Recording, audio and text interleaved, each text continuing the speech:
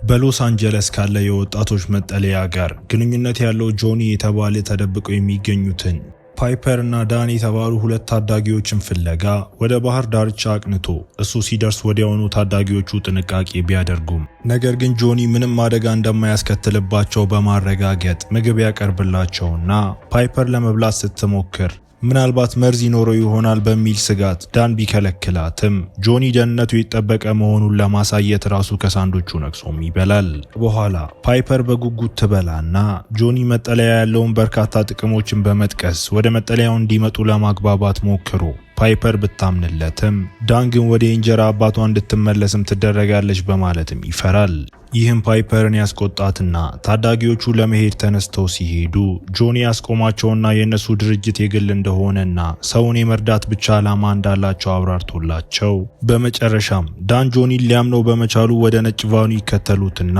በድንገት ማይክና ኢቫን የተባሉ ሁለት ሰዎች ዳንና ፓይፐርን አይተው አስገድደው ወደ መኪናውም ይገፏቸዋል። ጆኒ ከቫኑ ጎን ያለውን የውሸት መጠለያ አርማ ያነሳና ሞሊና የተባለች ሴት ጋር ደውሎ ስለ ታዳጊዎቹ ሲነግራት እሷ ግን ቤት የሌላቸውን ሳይሆን ጤነኛ ታዳጊዎችን እንደሚፈልጉም ትመልስለታለች። ይህ በእንዲህ እንዳለ ካትሪን በሩጫ ላይ ሳለች ቤቷ ትደርስና ልጇን ኤማንም ትጠራትና የኤማ አንገት ላይ ያለውን ሎኬት ካትሪንም ስትመለከት ኤማ በውስጡ ከ1 ዓመት በፊት የሞተውን አባቷን ስዕሎች እንዳሉ ገልጻላት ቁርስ ከተካፈሉ በኋላ ካትሪን ኤማን ወደ ሞልም ወስዳት እዚያም ኤማን ከጓደኛዋ ኮርትኒ ጋር ታገናኛትና አብረው እንዲሆኑ ትታቸው መኪናዋን ስታሽከረክር ካትሪን በኋለኛው መስታወቷ ላይ ሁለት ሰዎች ወደ ልጃገረዶቹ ሲጠጉ ያየች ሲሆን ኮርትኒ ከጆኒ ጋር ትተቃቀፍና ስማውም ከዚያም ጓደኛዋን ኤማን ከሌላኛው ሰው አዳም ጋር ማስተዋውቃት ካትሪን ለኤማ ለመደወል ብትሞክርም ኤማ ታነሳምና እናቷም ትታት ካትሪንም ወደ ስራ ቦታዋ ስትሄድ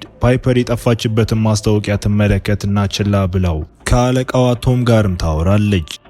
ካትሪንም ስለ ፖስተሩ ስታነሳ ቶም በአዲሱ ሰፈሯ ደህንነት የተነሳ እንደተጨነቀች ይገምትና አብዛኞቹ የጠፉ ታዳጊዎች እያመጹ የሸሹ እንደሆኑ አረጋግጦላት ዳይሬክተሩ ከመምጣቱ በፊት ፖስተሩን እንድታስወግድም ጠይቋት ካትሪን አንዱ ማስታወቂያ ስታስወግድ አና የተባለች የአንድ ድርጅት የጉዳይ ሰራተኛ በመኪናዋ ጎን ቆማ ምን እንደምትሰራ ጠይቃትና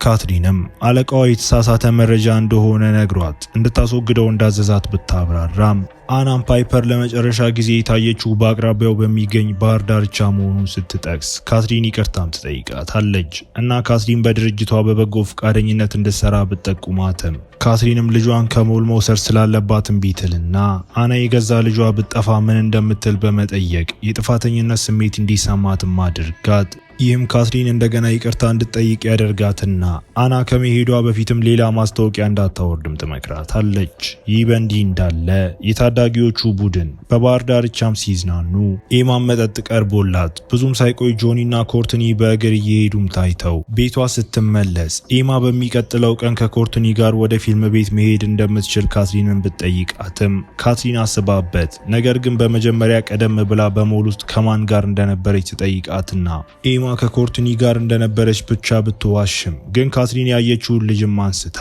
ኤማ መልስ ለመስጠትም ስትቸገር ግን ካትሪን ማን እንደሆኑ እስካወቀች ድረስ ችግር የለውም ብላ አረጋግታት ካትሪን የአዳምን እድሜ ትጠይቃትና ከኤማ በጣም እንደሚበልጥ ስትረዳ ትገረምና ሁለቱ መጣላትም ጀምረው ኤማ አባቷ በህይወት ቢኖር ኖሮ ግድ አይሰጠውም ነበር ብላ ስትናገራት ካትሪን በንግግሯም ተጎድታ ብቻዋን እሷን ለማሳደግ የምትችለውን ሁሉ እያደረገች እንደሆነ ለኤማ ትናገርና ክርክራቸው እየጠነከረም ሄዶ ካትሪን ቤት ውስጥ እንድትቀመጥ የሚል ቅጣትም ይፈረድባታል። በማግስቱ ጠዋት ኤማ ሾልካ በመውጣት ፊልም ለማየት ሄዳ በሞል ውስጥ እሷና ኮርትኒ ጆኒን አግኝተውት አዳም ስለታመመ አብሯቸው እንደማይመጣ ነግሯቸው የአዲስ መኪና እንዳለው ለኮርትኒ ጠቅሶ ልጃገረዶቹን ለማሳፈር ሀሳብ ሲያቀርብ ኤማ እምቢ ትልና ጥንዶቹም አብረው ሲሄዱ ጆኒ በድብቅም በስልኩ መልእክትም ይልካል። ካትሪን የኤማ ክፍል ለመግባት ስትሞክር ቁልፍ ተደርጎበት ታገኘውና ኤማ በሩን እንድትከፍት ብትጠይቃት ምንም ምላሽም አታገኝም። ካትሪንም የመዝጊያ እጀታውን አውልቃ ክፍሉን ለመግባት ተገዳ መስኮቱ ክፍት ሆኖ አግኝታው ኤማም ለካትሪን ጥሪ ምላሽ ሳትሰጥ ቀርታ በድንገትም አዳም ብቅ ሲል ትገረምና ስለ ህመሙ ስትጠይቀው አዳም ከሷ ጋር ብቻውን ጊዜ ለማሳለፍ ጆኒን እንደዋሸውም ይነግራታል። ይህ በእንዲህ እንዳለ ካትሪን የኤማ ስልክ ላይ መደወል ብትቀጥልም ግን አሁንም ምላሽ አልነበረም። አዳምና ኤማም አብረው ስሙዚ እየጠጡ እየተዝናኑ፣ ነገር ግን ኤማ በድንገት እየተንገዳገደች መታመም ጀመራ። አዳም በፍጥነት ሊረዳት ይሞክርና ኤማ በመጨረሻ ራሷን ስትስት አዳምን በጥንቃቄ ወደ አንድ ህንፃ ተሸክሟት ያስገባትና ማይክ ወደ ነጭ ቫናቸው ውስጥ እንዲያስገባት ረድቶት አዳም የጨነቀው ቢመስልም ማይክ አዲስ መመሪያ ስላላቸው እንዲያተኩር ያሳስበውና በረታቸው የሚሆን ጥሬ ገንዘብ ጥቅልም ወርውሮለትም ቫኑም ይነሳል። ቫኑ ወደ መጋዘን ይደርስና ሁለት ሰዎችም ኤማን አውጥተዋት ኤማ ወደ ራሷ ስትመለስ ኮርትኒን ከሌሎች ልጃገረዶች ጋር በበረት ውስጥም ታያታለች። ወደ ቤቷ ስትመለስ ካትሪን የኤማን ስልክ ለማግኘት የኤማን አይፓድ እየተጠቀመች በመጋዘኑ ውስጥ ሞሊና በረቱ ፊት ለፊት ላይ ቆማ ራሷን ታስተዋውቅና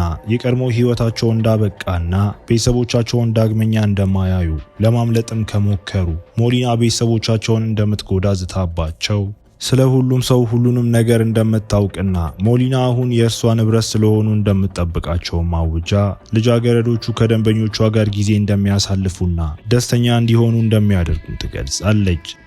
የተሰጣቸውን ስራም ካላሳኩ በምግብ ይቀጣሉ፣ ድብደባ ይደርስባቸዋል ወይም ለጥበቃዎችም ይሰጣሉ። ልጃገረዶቹ እያለቀሱና በፍርሃት እየተንቀጠቀጡ ሳለ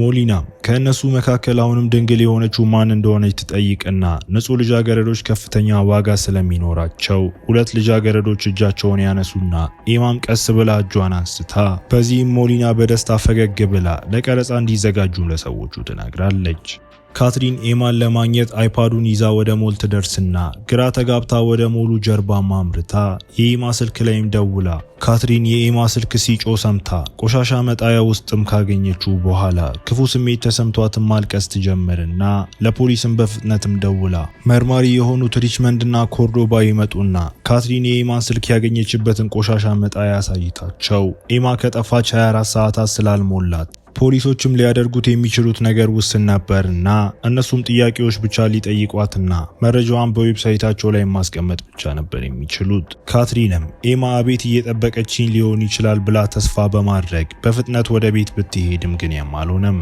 በተመሳሳይ ጊዜ ልጃገረዶቹ በቢኪኒ ተሰልፈው ከዚያም በሰንሰለት ታስረው ጆኒ የፎቶ ቦታውን እያዘጋጀ ሲሆን ስለሚናዎቻቸው መመሪያ ሰጥቷቸውም ኮርትኒ መጀመሪያ ነበረችና ጆኒ እንድትሄድ እንዲፈቅድላት ብትለምነውም እሱ ግን ወደ ጎን ገፍቷት ከካሜራዎቹ ጀርባ ይሆንና ኮርትኒ ለቪዲዮ እንድትዞር ስትጠየቅም እምቢ ብላ ከዚያም ጆኒ ኢቫንን ይጠራውና ሆዷን መቷት እንድትታዘዝም አድርጎ ኮርትኒ ከጨረሰች በኋላም የኤማ ተራም ይደርሳል። ካትሪን ኤማን ለመፈለግ ቀኑ ሙሉ ጓደኞቿ ጋር ደውላ በድንገት አና የሰጠቻትን የንግድ ካርድ ታስታውስና ለመደወል ወስና አና ወደ ቢሮዋ እንድትመጣ ጠቁማት በመጋዘን ውስጥ ኤማና ፓይፐር እርስ በእርሳቸው ተዋውቀው ኤማም ለማምለጥ እንዲሞክሩ ሀሳብ ብታቀርብም ነገር ግን ፓይፐር ለመጥፋት የሞከረችና የጠፋች ልጅ አሰቃቂ ታሪክንም ትናገራለች። ካትሪን ወደ አና ቢሮ ስትደርስ ግድግዳውን በሚያሳዩት በብዙ የጠፉ ሰዎች ማስታወቂያዎችም ደንግጣ አና ፖሊስ እንደማይረዳትና የጠፉ ታዳጊዎችን መፈለግ የራሳቸው ኃላፊነት እንደሆነ ነግራት አናም ኤማ ከቅርብ ጊዜ ወዲህ ማንኛውንም ሰው አግኝታ እንደሆነ ስትጠይቃት ካትሪንም አዳምን ትጠቅስና አና ሮሜዎች በመባል የሚታወቁ ወንዶች እንዳሉ እነሱም ከልጃገረዶች ጋር ወዳጅነት በመፍጠር እምነታቸውን አግኝተው ከዚያም የሚወስዷቸው ሰዎች እንደሆኑ ትነግራታለች። ሞሊናና ጆኒ በረቱ አጠገብ ሆነው ልጃገረዶቹን ሲተኙም እየተመለከቱ ጆኒ ስለ ስራቸው ያወራትና ሞሊና የእርሷ መልማይ የሆነው የአዳምን ደህንነት ስትጠይቀው ጆኒ ምንም እንኳን የመጀመሪያ ስራው ስለሆነ የጥፋተኝነት ስሜት ቢሰማውም አዳም በጥሩ ሁኔታ ላይ መሆኑን ያረጋግጥላትና ሞሊናም አዳም ስህተት ከሰራ ኃላፊነቱ በእርሱ ላይ እንደሚወድቅም ታስጠነቅቀዋለች። ይህ በእንዲህ እንዳለ በአና ቢሮ ውስጥ ካትሪን ልጃገረዶቹ ለገበያ በሚቀርቡበት የመስመር ላይ ሽያጭ መድረኮችን አሳይታት ካትሪን በበይነ መረብ በሚሰራው ስራ ትደነግጥና የህግ አስከባሪ አካላት ጣልቃ መግባት ባለመቻላቸው ተገርማ አና የኤማን ስልክ በመገምገም ኤማን ለመፈለግ እሷን ለመርዳትም ቃል ትገባለች። በማግስቱ ጠዋት ሁለቱ የኤማን የጠፋችበትን ማስታወቂያ በሞል ዙሪያ እያሰራጩ በድንገት የሞሉ ባለቤት ካርልና አንድ ፖሊስ መኮንንም ተጋፍጠዋቸው እነሱም በሞሉ ውስጥ ለማንም ሰው ማስታወቂያ መስጠት እንደማይችሉ ሲነግሯቸው ጭንቀታቸውን ለማስረዳት ይሞክሩና ካትሪንም በስሜትም ተነክታ እናያታለን። አና የኤማን ስልክም ከአንዱ የሞል ቆሻሻ መጣያ ውስጥ እንዳገኙ ብትጠቅስም ነገር ግን ካርል ሞሉ ደህንነቱ የተጠበቀ አካባቢ እንደሆነ አጥብቆ ይናገርና አና የሞሉን የሲሲቲቪ ቀረጻ ስትጠይቅ ካርልም ፖሊስ ካልጠየቀው በስተቀር አልሰጥም ይልና አናም ኤማ ላይ ምን እንደተፈጠረ በዚህ ማወቅ እንደሚችሉ ብትናገርም ግን ካርል የድርጅቱን ፖሊሲ ይጥሳል ብሎ መልሶም ካትሪንም እሱን ለመለመንም የምትችለውን ሁሉ ታደርግና ካርል በመጨረሻም በነሱ ሐሳብ ይስማማል። በደህንነት ክፍሉ ውስጥ ካትሪን አናና ካርልን በቅጁ ላይ ኤማና አዳምን ይመለከቱና ኤማ በስሙዚው የተነሳ ራሷን ስትስትም አስተውለው ካትሪንና አና ወደ ኮሪደሩ ሲጣደፉ ካርል ኮርዶባንም አግኝቶ ካትሪን አዳምን ታየውና ዝም ብሎ እንዲከተሉት ጠቁማ አዳምን ወደ አንድ ፓርክ ይከታተሉትና እዚያም ጆኒና ሁለት ልጃገረዶችም እየጠበቁት ነበር። ካትሪንም የአናን ምክር ችላ ብላ ስለ ኤማ አዳምን ትጋፈጠውና ካትሪን የሲሲቲቪ ቀረጻውን እስክታነሳ ድረስ ምንም አላውቅም ብሎ ይህም ጆኒ ከልጃገረዶቹ ጋርም እንዲሸሽ አድርጎት አዳም ለማምለጥ ቢሞክርም ይሰናከልና እስትንፋሱን የሚያቀል ኢንሄለርን ለማግኘት ሲታገል ካትሪን ኤማ የት እንዳለች በምላሹ እንዲገልጽላት ጠይቃው አዳም ኤማን ለማይክ ቫን እንደሰጣት ቢያምንም ግን ከዛ ውጪ ሌላ መረጃም አልነበረውም። አና ፖሊስ እየቀረበ መሆኑን ታስጠነቅቀውና ካትሪን ኢንሄለሩን ለአዳም ሰጥታው አዳም ሲነሳም ጆኒም ተኩሶበት ከመሞቱ በፊትም አዳም ካትሪንን ከሞሊና ጋር እንድታወራም ያሳስባታል። ሞሊና ለማይክ ቦታ መቀየር እንዳለባቸው ነግራው ሪችመንድና ኮርዶባ የተፈጠረው ነገር ተነግሯቸው ወደ ካትሪን ቤት ይደርሱና ካትሪንም ረዷትም አልረዷትም ኤማን መፈለጓን እንደምትቀጥል አጥብቃ ተናግራ ካትሪንና አና ኤማን ለማግኘት ተስፋ በማድረግ አዳዲስ ማስታወቂያዎችን ኦንላይን ላይ ለመፈለግ ወደ ቢሮዋም ይሄዳሉ። ይህ በእንዲህ እንዳለ ማይክና ኢቫን ልጃገረዶቹን በቫን ውስጥ ጭነው ኤማ ለአጭር ጊዜ ከእጇ ሰንሰለት ነፃ መውጣት ብትችልም ብዙም ሳይቆይ ትያዝና ካትሪን የኮርትኒን ዝርዝር ብታገኝም ግን የኤማን ማግኘት አልቻለችም። እናም ኤማ ለግል ግዢ ተይዛ ሊሆን እንደሚችል ትጠቁምና ካትሪን እንደ ገዢ ለመምሰልም ወስና አናም ከኮርትኒ ጋርም ቀጠሮ እንድታዘጋጅም ትጠይቃታለች።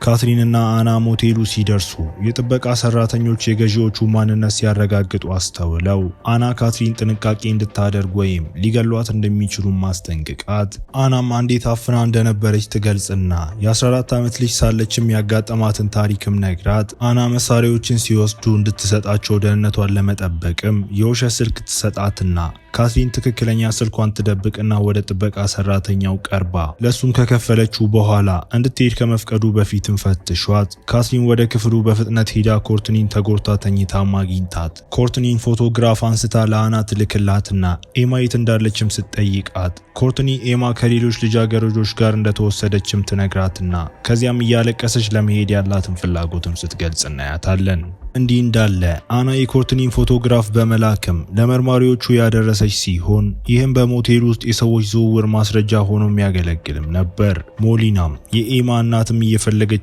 እንደሆነ ለማይክ ትነግረውና ኤፍቢአይ ስለተሳተፈ ከሀገር መውጣት አለብንም ብለው ካትሪንም ኮርትኒን ከሞቴሉ ውስጥ በድብቅ ለማውጣት ልብስ ብታለብሳትም ግን ማይክ ይይዛቸውና ካትሪንም ኮርትኒን መግዛት እንደምትችልም አዲስ ታሪክ ብትፈጥርም ማይክ ግን ውሸቷን አይቶ ልጇን ለማግኘት እየሞከረች እንደሆነ እንደሚያውቅ ይገልጽና ወደ ሞቴሉ እንድትመለስም አዞ በመኪና ማቆሚያ ቦታ ላይ ሳታስበው ዘርሯት አና ነጭ ቫኑ ሲሄድም አይታ እሱን ለመከተልም ትወስናለች። ካትሪን ስትነቃ እጆቿ እንደታሰሩም ታገኝና ማይክና ሞሊና ወደ ውስጥ ገብተው ካትሪን ልጇን እንድታይ ትጠይቅና ኢቫን ኤማን ተሸክመውን ገብቶ እርስ በእርሳቸው ከተያዩ በኋላ ኤማ በግድ ከክፍሉ ማስወጥተዋት ካትሪንም ቤቷን ሸጣ ያላትን ሁሉ ልትሰጣቸው ሀሳብ ብታቀርብም ግን ሞሊና ኤማ ለትልቅ ቡድን ስለተሸጠችም ዘግይቷል ብላት ካትሪን ኤማ ገና ልጅ ነች ብላ ብትጮህም ነገር ግን ማንም ይሰማትም አልነበረምና እነሱን እንደ ገንዘብ ምንጭ ብቻ እንደምታያቸውም ኤማ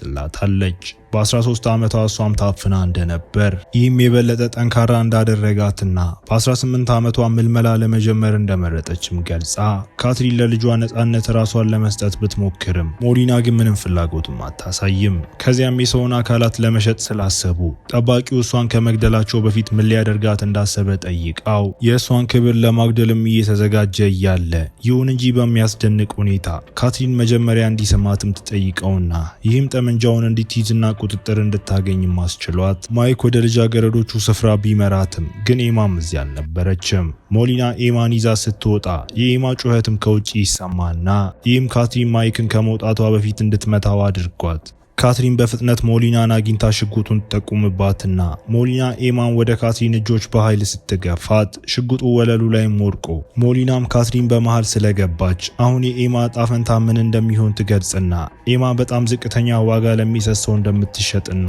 የባርነት ህይወት እንደምትቀጥል ማውጃ ልክ ሞሊና ካትሪንን ልትተኩስባት ስትል ኤማ መጀመሪያ ተኩሳም ትመታታለች። ፖሊስ ቦታው ላይ ሲደርስ ሞሊና ትወድቅና በፖሊስና በሞሊና ሰዎች መካከልም ትልቅ ግጭት ተከስቶ በመጨረሻም ክፉዎቹ ሰዎች እንዳለም አልቀው ካትሪን ኤማን ታቅፋትና ሁሉም ልጃገረዶችም ድነው እያሳየን ፊልሙ እዚህ ጋር ይጠናቀቃል። እስከ መጨረሻው አብራችሁኝ ስለነበራችሁ አመሰግናለሁ። በቀጣይ ቪዲዮ እስክንገናኝ መልካም ጊዜ